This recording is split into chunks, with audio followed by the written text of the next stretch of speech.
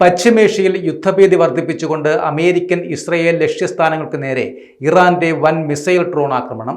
Islamic revolutionary guard corps അഥവാ IRGCയുടെ നാവിക വ്യോമ സേനകളാണ് തന്ത്രപ്രധാനമായ ഈ സംയുക്ത ആക്രമണം നടത്തിയിരിക്കുന്നത്.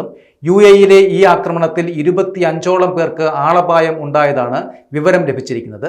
നമുക്ക് വാർത്തകളുടെ വിശദാംശങ്ങളിലേക്ക് കടക്കാം. ഓപ്പറേഷൻ ട്രൂ പ്രോമിസ് 4ന്റെ 97ാം ഘട്ടത്തിന്റെ ഭാഗമായാണ് ഞായറാഴ്ച ഉച്ചയോടെ IRGC ഈ വൻ ആക്രമണം അഴിച്ചുവിടുന്നത്. കുവൈറ്റിലെ മുഹമ്മദ് അൽ അഹമ്മദ് നാവികത്താവളത്തിന് സമീപത്തുള്ള അമേരിക്കൻ കമാൻഡർമാരുടെയും ഉദ്യോഗസ്ഥന്മാരുടെയും താവളമാണ് പ്രധാനമായും ലക്ഷ്യം വെച്ചിരിക്കുന്നത്. ബാലിസ്റ്റിക് മിസൈലുകളും ഡ്രോണുകളും ഉപയോഗിച്ച് ഈ കേന്ദ്രം പൂർണ്ണമായും തകർത്തതായി IRGC വ്യക്തമാക്കിയിട്ടുമുണ്ട്. പ്രദേശത്ത് നിരവധി ആംബുലൻസുകൾ എത്തിയത് അമേരിക്കൻ സൈനികർക്കിടയിൽ ഇപ്പോൾ വലിയ തോതിൽ ആളപായം ഉണ്ടായതിൻ്റെ സൂചനയാണ് എന്നാണ് റിപ്പോർട്ടുകൾ പറയുന്നത്. ഇതിനു പുറമെ തന്നെ ശനിയാഴ്ച UAEയിലെ അമേരിക്കൻ കമാൻഡ് സെന്ററിലും പരിശീലന കേന്ദ്രങ്ങളിലും നടന്ന ആക്രമണത്തിൽ ഇതിനകം 25 പേർ കൊല്ലപ്പെടുകയോ പരിക്കേൽക്കപ്പെടുകയോ ചെയ്തിട്ടുണ്ട് എന്നും പറയുന്നു. അതേസമയം തന്നെ UAEയിലെ ജബൽ അലി തുറമുഖത്ത് വെച്ച് ഒരു ഇസ്രയേലി വാണിജ്യ കപ്പലിന് നേരെയും IRGC നാവികസേന ആക്രമണം നടത്തിയിട്ടുണ്ട്.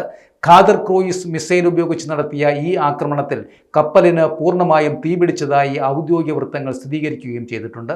ഇതുകൂടാതെ തന്നെ ഇസ്രയേലിലെ ബീർഷബയിലുള്ള സൈനിക വ്യവസായ മേഖലയ്ക്ക് നേരെ ഇറാന്റെ എയ്റോസ്പേസ് ഫോഴ്സും ആക്രമണം നടത്തിയിട്ടുണ്ട്. ഇറാനിലെ സിവിലിയൻ കേന്ദ്രങ്ങൾക്കു നേരെ അമേരിക്കയും ഇസ്രയേലും നടത്തിയ ആക്രമണങ്ങൾക്കും സയനിസ്റ്റ് ഭരണകൂടത്തിന്റെ ക്രൂരതകൾക്കുമുള്ള കൃത്യമായ തിരിച്ചടിയാണ് ഇതെന്നാണ് ഇറാന്റെ വിശദീകരണവും. ഞായറാഴ്ച രാവിലെ UAEയിലെ ബഹ്റൈൻ, കുവൈറ്റ് എന്നിവിടങ്ങളിലെ ശത്രു താവളങ്ങളിലും സമാനമായ ആക്രമണങ്ങൾ നടത്തുകയും ചെയ്തിരുന്നു. ഈ വൻ സംഘർഷങ്ങളുടെ പശ്ചാത്തലത്തിൽ ഹോർമൂസ് കടലിടുക്കിലൂടെയുള്ള കപ്പൽ ഗതാഗതത്തിന് IRGC കർശന നിയന്ത്രണം ഇപ്പോൾ ഏർപ്പെടുത്തിയിട്ടുമുണ്ട്. മുൻകൂർ അനുമതിയില്ലാത്ത കപ്പലുകൾ കടന്നുപോകുന്നത് ശനിയാഴ്ച മുതൽ ഇപ്പോൾ തടഞ്ഞിരിക്കുകയുമാണ്. പേർഷ്യൻ ഉൾക്കടലിലൂടെയും ഒമാൻ ഉൾക്കടലിലൂടെയും സഞ്ചരിക്കുന്ന എണ്ണ ടാങ്കറുകളും വാണിജ്യ കപ്പലുകളും ഇന്റർനാഷണൽ മറൈൻ റേഡിയോ ചാനൽ 16 വഴി IRGC നാവികസേനയുമായി ബന്ധപ്പെടണമെന്ന് കർശന നിർദ്ദേശം നൽകിയിട്ടുമുണ്ട്. ഫെബ്രുവരി അവസാനം ഇറാനു നേരെ അമേരിക്കയും ഇസ്രയേലും പ്രകോപനമില്ലാതെ ആക്രമണം ആരംഭിച്ചതിന് പിന്നാലെയാണ് കപ്പൽ ഗതാഗതത്തിന് ഇറാൻ നിയന്ത്രണങ്ങൾ ഇപ്പോൾ ഏർപ്പെടുത്തിയിരിക്കുന്നത്.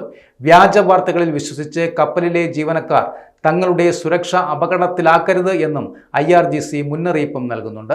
ഇറാനിലെ സിവിലിയൻ കേന്ദ്രങ്ങൾക്കു നേരെയുള്ള ആക്രമണങ്ങൾ ആവർത്തിച്ചു കഴിഞ്ഞാൽ ഇതിലും വലിയ പ്രത്യാഘാതങ്ങൾ നേരിടേണ്ടി വരുമെന്നും ഇതുവരെയുള്ള ആക്രമണങ്ങൾ ഞങ്ങളുടെ പ്രതികരണത്തിന്റെ ഒരു ചെറിയ ഭാഗം മാത്രമാണെന്നും IRGC മുന്നറിയിപ്പ് നൽകുന്നുണ്ട്.